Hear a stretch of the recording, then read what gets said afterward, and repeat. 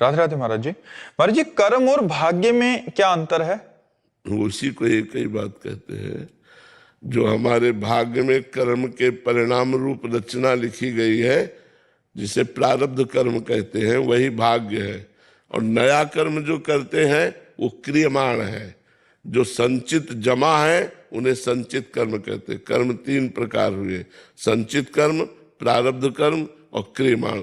क्रियमाण जो वर्तमान में कर रहे हैं, प्रारब्ध जो वर्तमान के कर्म का फल सुख दुख दे रहा है। वर्तमान में अच्छा कर रहे हैं लेकिन बुरा फल मिल रहा है, प्रारब्ध। वर्तमान में बुरा कर्म कर रहे हैं लेकिन अच्छा फल मिल रहा है, भाग्य, वही प्रारब्ध।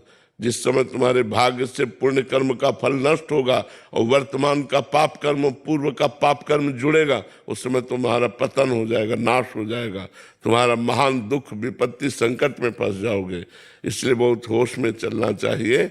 अगर आप होश में नहीं चलोगे तो आपसे पाप कर्म बनेंगे और वही पाप कर्म आपका प्रारब्ध बनकर आपको दंड देंगे, आपको दुख देंगे। तो कर्म क्रियमाण नया, प्रारब्ध पूर्व जन्मों के कर्मों का भोग, संचित बहुत जन्मों के कर्मों का एकत्रित गोदाम।